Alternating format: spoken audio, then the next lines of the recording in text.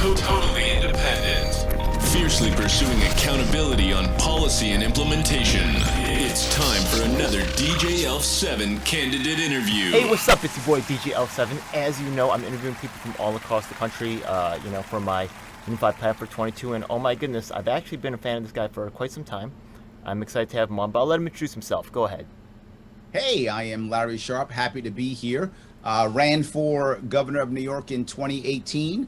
Running again now in 2022. I'm a New York City born and bred person and a business consultant, former Marine, father, and trying to make the world a better place. It is hard with a two-party system, as if you're watching this, you already understand.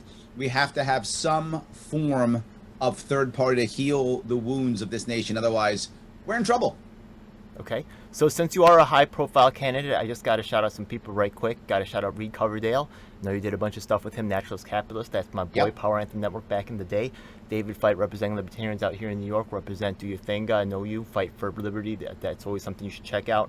Yellow Brick Road Discord, a network of different independent YouTubers out there. They just came out with their video, which was pretty funny. I think I forgot the thing, but Yellow Brick Road Discord, check them out. Yang Gang, New York. Larry, I believe that you were endorsed by Ford Party. Am I correct? That is correct. Congratulations, Absolutely. man. You know what I mean? Larry is the real one. Just from being a right, whatever my issues are with Yang personally, whatever, right? Actually, but Larry's very exciting, and he has a lot of credibility. We're going to find about that today. New York People Party. We're going to talk about some of y'all, right? Yeah, Larry Sharpe is definitely one you guys should. A lot of third-party groups that I'm working with, I'm telling you, Larry is the one. Yeah, New York Liberty Coalition. They meet up on Tuesdays. You guys are my audience. Check this guy out for real. And last shout out is to Karen, right? Yeah, aka Karen Harlos. I know she's going through some things over there at the Libertarian Party. Not as to take sides, but you know, you're always in my heart, and I'm gonna look out for the people that looked out for me. So let me get to the interview right here, okay? So first of all, Larry Sharpe right here. I gave you a big intro right there. Sorry for shouting people. Tell me why you're running. The number one reason why I'm running is a selfish one. I don't want to move. I'm kidding. Okay. Look, New York State's a tough place to live, right? And people are leaving left and right. So we've got to make some changes. And the one party rule that we have in this state, and in many states across the country, it isn't just the Democrats in New York State, it's the Republicans in Oklahoma, right? Just a one party rule is just not the answer. It's not going to help at all. We wind up not having a functioning democracy. And you may not care about that until it's your people who are not in charge, right? Once your people are not in charge, now you care. So I want to make sure we make some changes in the state. If you look right now what's happening, and I think you've hit this perfectly. I'm preaching to the choir when it comes to you. Maybe your audience may not agree, but I know you're already on board with this. When you have a left-right paradigm, it's just everyone's yelling at each other. No one has an answer. If you're a Democrat, you just yell, Republicans bad. If you're a Republican, you yell, Democrats bad. You don't fix anything. And I want things to be fixed. I think New York State's a beautiful state with a bad government. And the second piece I'll bring up, I think that what we've forgotten is about the silly idea of happiness, because it isn't so silly. It really is important. I want people to be happy. And how do we become happy? Government can't make you happy, right? You can't legislate happiness. You can't outlaw unhappiness. It doesn't work. I've got to create an environment where people can pursue happiness in the best way they feel appropriate. Eventually they'll win. Sometimes they'll lose. It's how it works. Okay. How do I do that? By having as much freedom as I possibly can, by having enough fairness as I possibly can. And I only do that with the Libertarian Party, with the Liberty Movement, which is actually bigger than the party. And you do that by having a third party that can actually talk to the two parties, bring them together to solve things. Okay. And New York State is the actual battleground for government overreach, for government control. Okay. The more New York State controls and has overreach, it will go to all the other states. The more we can hold them here, the more we can protect the other states. Sure. So I am a former Marine, spent 7 years in the Marine Corps, and I'm prepared to be in the front line, so I'm here in the front line. Appreciate that so much, man. So what are your, you talked about some of your experience, like being in the Marines, things like that, right? What are your relevant experiences and core competencies? The most important piece is I've been a business consultant and a Marine and a teacher. Those three things combined. Why does that matter?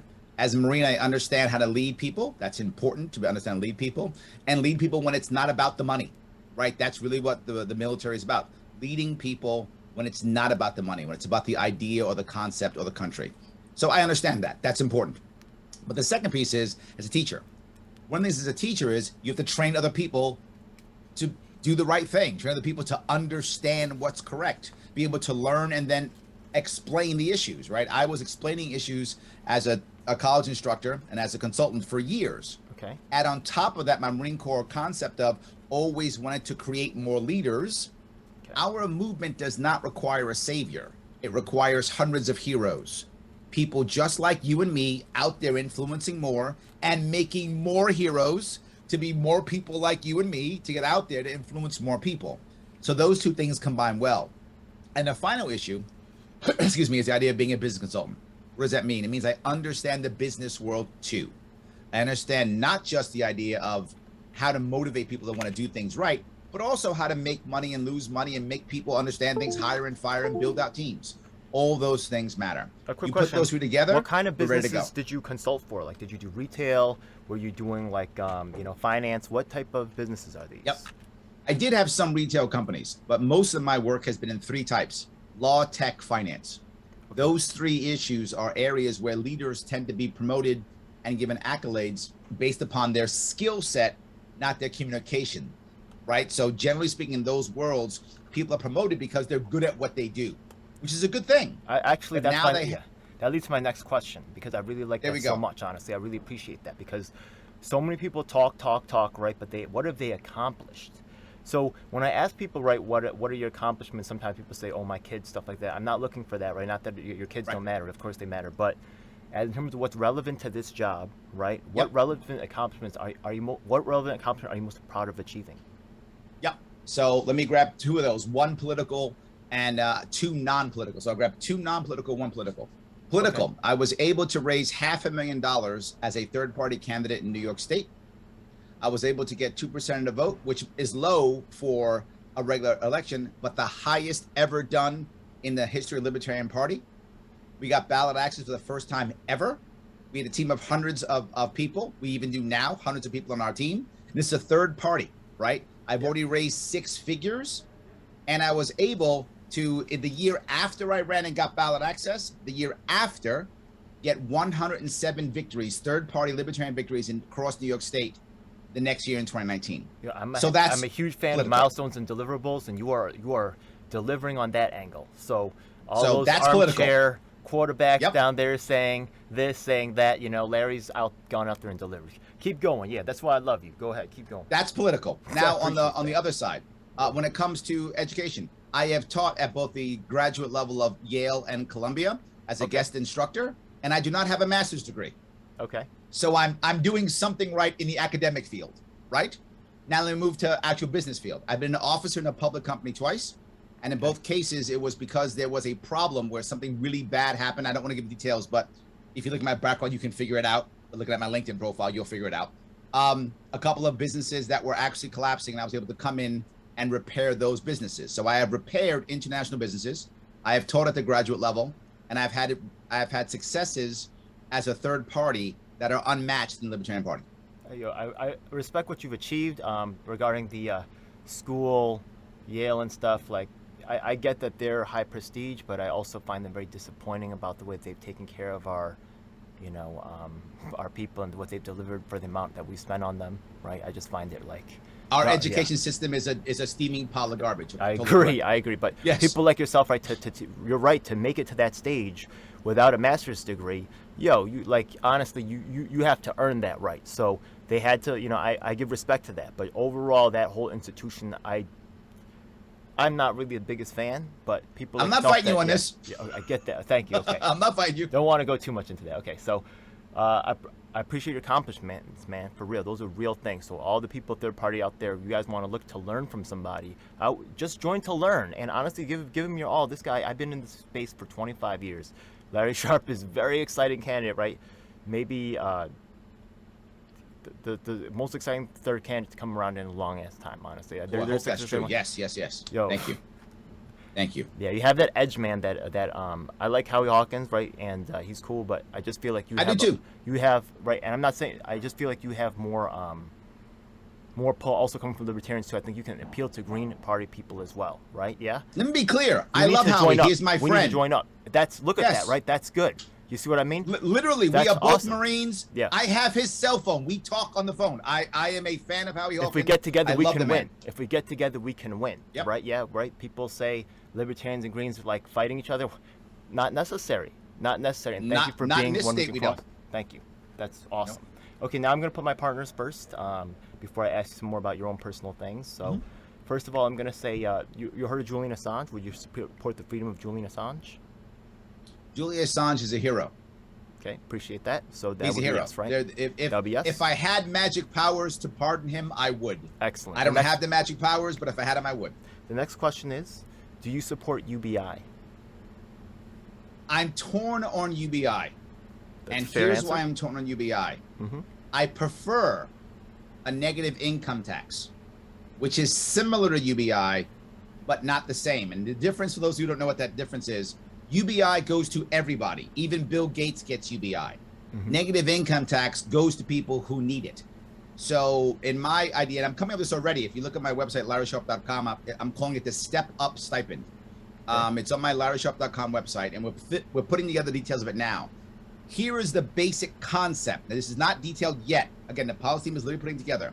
If you make under $40,000 a year in New York State, there'll be some form of stipend.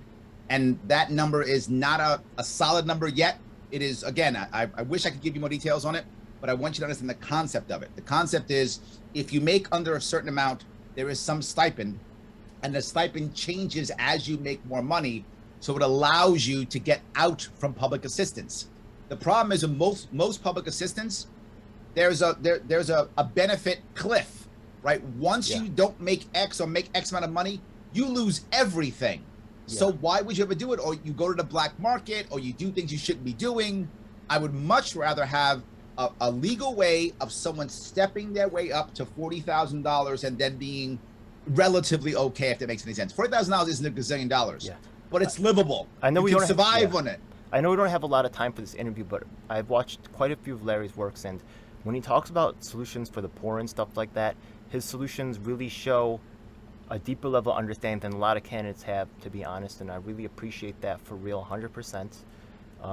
Now, as in terms of the UBI, a lot of people let me touch that blindly, negative income tax piece if I could. The reason why I'm bringing this up is, why would I want to give $2,000 to a wealthy banker or $5,000 to a wealthy banker? I've had a lot of those conversations with a lot of UBI advocates, so I know what their response will be, right?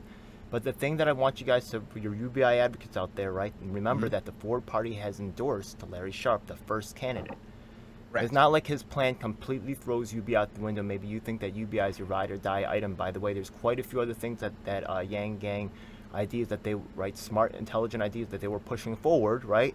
This is actually, right, UBI can be pushed forward in many ways, and just so you know, many programs originally meant to help the poor have been weaponized against them. Larry Sharpe talks about this often, and when they talk about corruption and all the issues right there, he really understands this. And for the people that, right, I have a small audience that I talk to, people that are more politically active, and they know that I've been right time in the past. Listen carefully, right? Yeah, Larry Sharpe understands the issues in a way a lot of other candidates don't. Pay attention to things he's saying, right? This modification of UBI is acceptable, okay? But another thing that I always push for is to make sure that the voices of the poor and the victims of the institutional system still have a voice in the review of the system, right? And accountability, right? You can't have only the managers reviewing their own system and saying, "Oh, everything's going great." Yeah, 100%. That's what Larry addresses on a regular issue. 100%. Yeah, which I the other piece I want to bring up is, if you've been watching me for a while, you notice that I also changed my mind. Yeah. Right. My goal is to do what I think is best for the poor, and the working poor is critical. I focus on the working poor like there's no tomorrow. The working poor and middle class, because those are the people who actually help the very poor. Your plan puts puts money into poor people's hands. There's just no correct. So I appreciate that, and that's awesome. Okay, so the next group that I work with is the group with disabilities. So right now, people with disabilities are allowed to be paid sub-minimum wage. Now, the thing is, if we look at minimum wage, it's almost like a subsistence wage. You could barely pay your rent, stuff like that. So maybe, I understand if they have lower productivity, there's a free market, but maybe we could make that with subsidies or something. Would you support the right for people with disabilities to actually earn at least minimum wage? Well, there's two pieces I want to bring on this. Okay. One of them is disabled from the elderly, and one is disabled because they're younger, right? Sure. A chunk of our disabled are those who are elderly. And I think that there's a higher percentage, I'm not sure, but it's a big chunk of both, right? Well, And as you many could have both, right? You could have multiple sclerosis Correct. and be elderly and have the combination of issues. So, okay. Correct. And the okay. reason why I say it is I don't want to make it a monolith. That makes any sense, right? Okay. Disabilities are also, some are more mental, some are mental health, Yeah. some are because of a disease, some are age related. They're all different reasons for someone to be disabled also. So I want to make sure that we understand it's not a monolith. Okay. But there are certain ways we can help them in general. For the elderly, for those who are 65 and older, well, the first thing we can do is we begin to say, for you to be okay for Medicaid, Medicare, all those things, right, whatever it is, when it comes to elder care, which the biggest issue is elder care, if you're disabled, if you're to be someplace where you need help, is to remove Social Security, in New York, from being counted towards your benefits, your resources.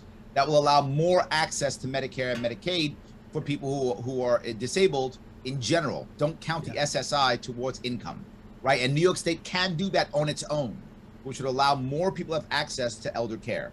Second, most people who are disabled, the biggest issue they have is transportation. That is a critical issue for people who need to get places, to work, to wherever the case may be. We have to have a way of supporting organizations like limousine companies and Uber and Lyft to be able to get people around better, right? There are certain places that have a decent, many don't, so we have to make sure that works also. If they're elderly, we should be lowering their property tax. 5% discount once you hit 65 until you're 85, as long as you have owned a home in New York State for at least 10 years. But that would also go to the young.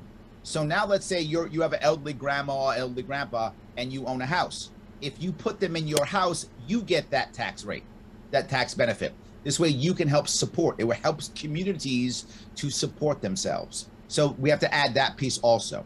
On top of that, the step-up stipend should be covering people who are disabled also.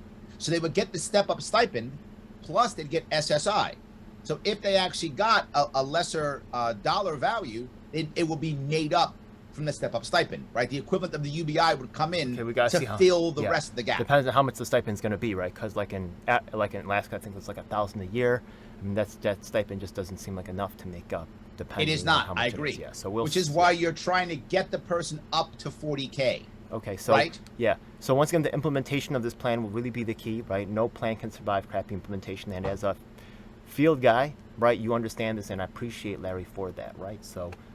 But you also have to make sure you're able to raise money for it without having to just hammer people on taxes. But on a straight if you answer, hammer people on taxes, they'll leave. But on a straight answer, it sounds like for minimum wage with disabilities, you have other plans in mind to take care of them. Correct. Rather than this. Okay, so just wanted to get that straight out there. Okay. Yes. Another group that I'm going to talk about is the trans community. Okay, so we look at the trans community, we see that they face a lot of discrimination. People, you know, I get it, they have a different lifestyle, they look different, and not saying that I approve of that, right? But you know, they face some discrimination, and then what happens is that they find themselves poor and in need of public housing. So then the thing is that they're trying to get in public housing, they face some discrimination, and let's say, for example, we see 10% of the people applying for public housing are trans, right? I'm just making this up, by the way. It's completely made up, right? And then let's say that we look inside the, you know, we look at Medicare auditing, right? One thing that they do is they'll look at the percentage. Oh, with certain amount of black people applying, like isn't lining up, right? What's off?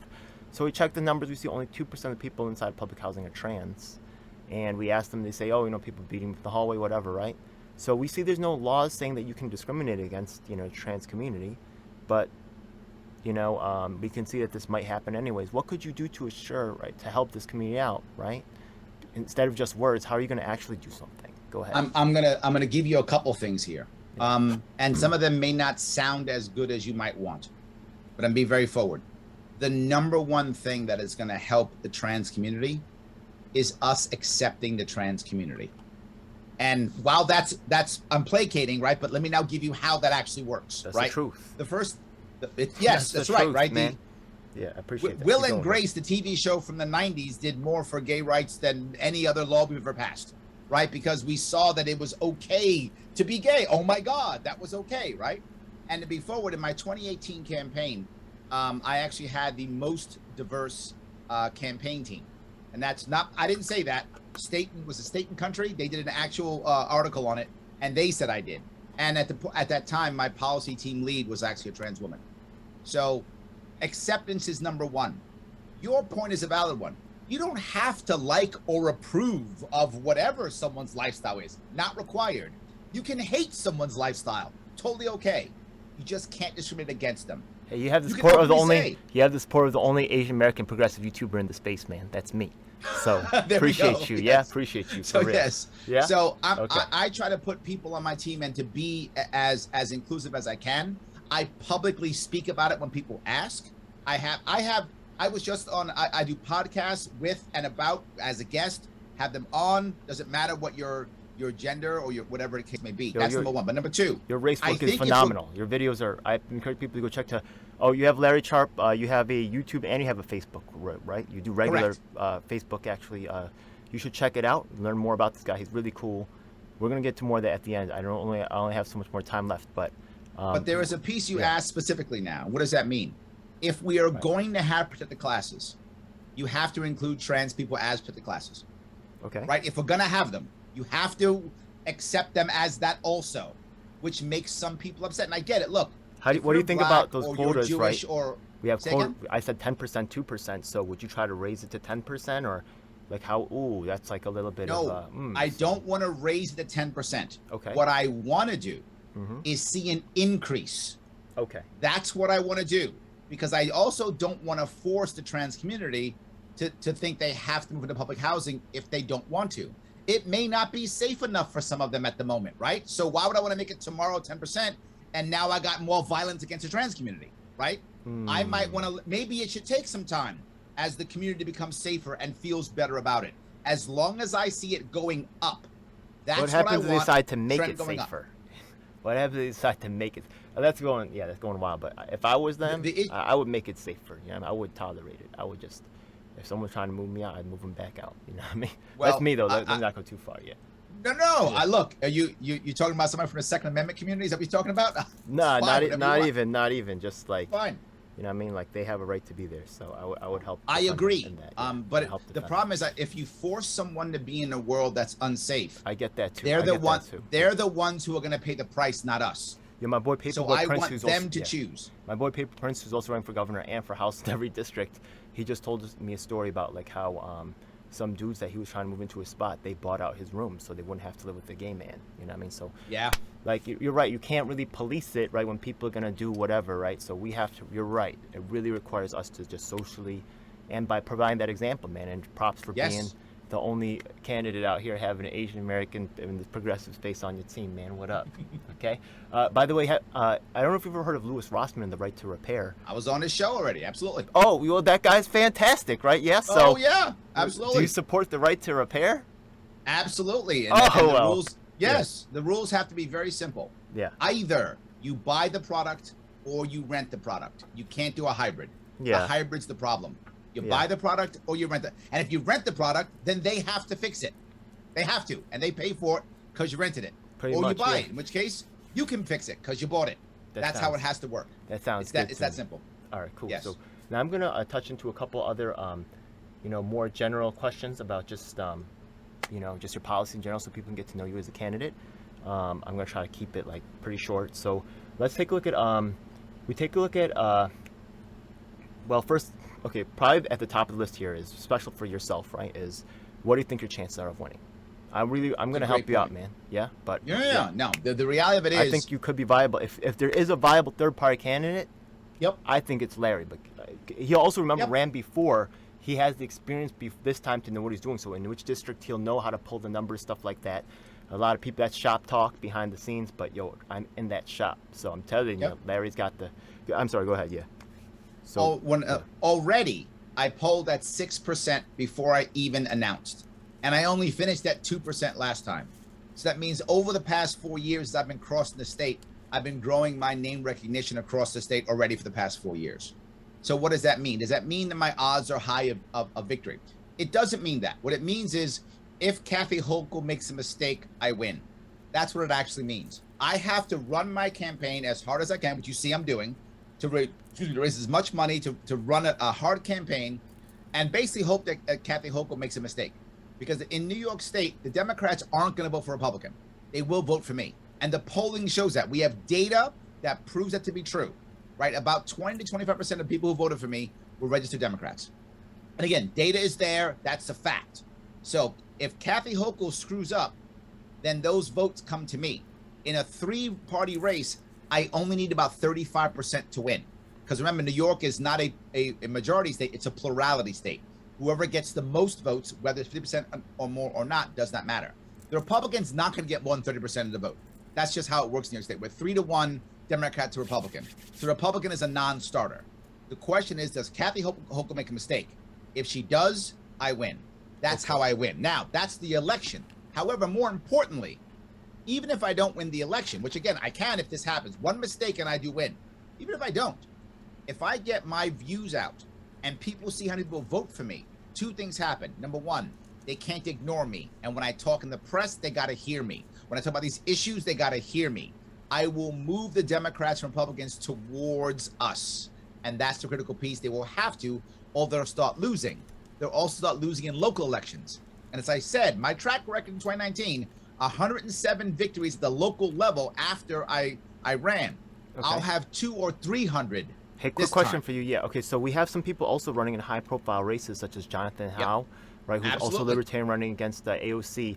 Will he be able to help your campaign? I've seen him actually in chats and stuff like you. It seems like you guys could put together a serious, some more press for yourself as in terms, and you've already done a fantastic job of, Yes, but I'm more concerned before with you. Well, I'm of course I support Jonathan. Of course I do. Yes. Okay. The second piece, though, is when Jonathan and I are done running this year, the more press we get, we will then support local candidates who will then begin to win. Forward Party candidates, Libertarian Party candidates, Unite Party candidates, other candidates who will begin to win at the local level, which that's where the actual power begins to move and grow from, right? That's how we get more leaders, more people moving forward. Okay. So what's the, I want you to share, look, I'm obviously a supporter, right? I could ask you about some of these other topics, but I know we're running low on time. So I want to ask you about what's your website, right? How can people find out about your stuff? You do update on Twitter. Well, you definitely share your Facebook, because this guy has a regular Facebook show that's highly attended. You could also, I think you also co-stream on YouTube. That's where I usually watch it. Yes, I'm on YouTube, Facebook, Twitter, Twitch, and Vimeo, and Roku. Yes, I do like a bunch of them, all of them. It's called The Sharpe Way. You can probably see it behind you. It's called The Sharpe Way Show. So if you want to check that out. But if you want to check me out, LarrySharpe.com. That's the piece. The ideas are there. The videos are there. Larry Sharpe on YouTube. It's just my name. Larry Sharpe with an E. The E stands for electable. Okay. Now that people know, right? Now that people know the website, now that people know where to go, what do they have to look forward to? You got some events coming up. You got a tour going on. You got some product coming out. What's going on? We're getting all our merch done. Hopefully it'll be done within a week or two. The new t-shirts and the new hats and the new bumper stickers and all those cool things should be up within a week or so. And then we begin to start the actual campaign, because we have to start petitioning. Okay. By April 18th, we have to petition. We've got to get 45,000 signatures across the state. That will be very challenging.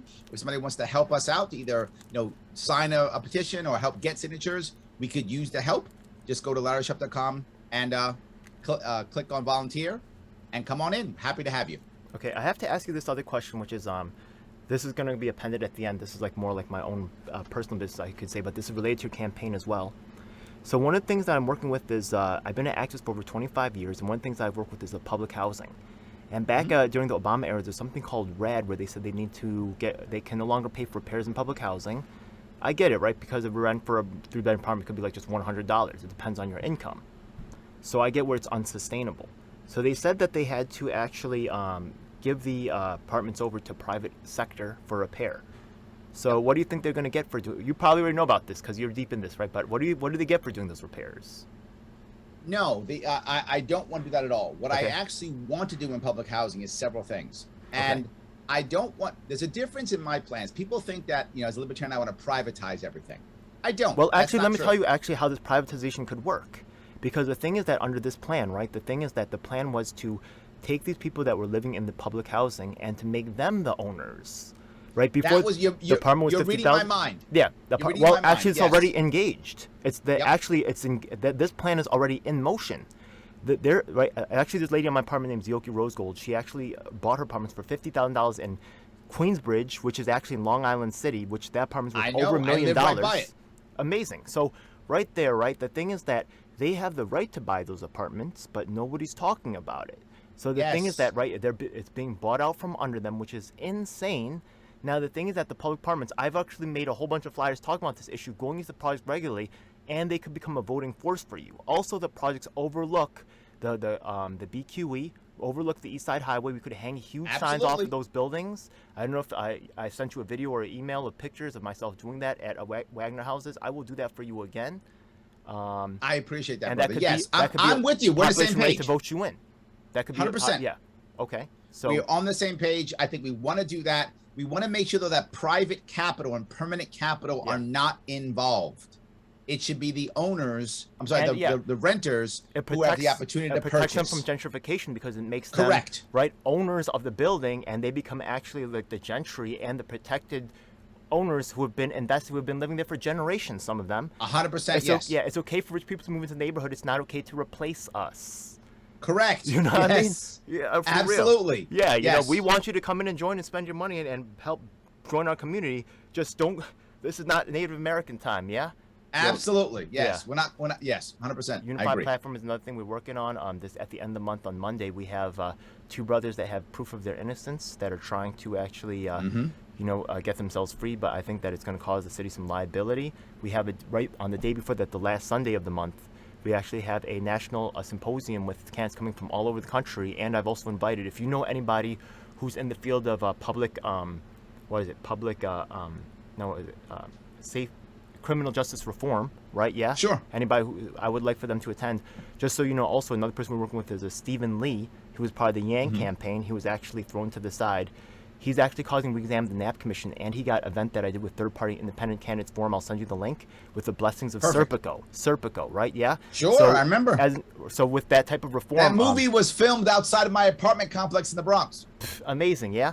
Literally. So look, Stephen Lee's also part of, hopefully that criminal justice reform event, and I would love for you to be part of it. I respect your work and what you've accomplished. I appreciate it. All third-party members that I work with, give this guy a serious chance, yeah.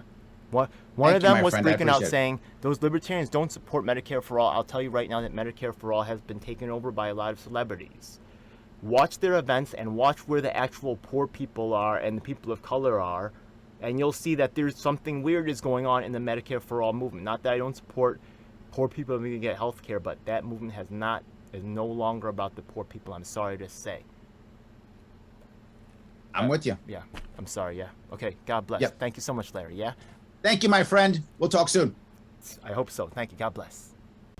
It's a dark day in our nation when high-level authorities will seek to use every method to silence dissent.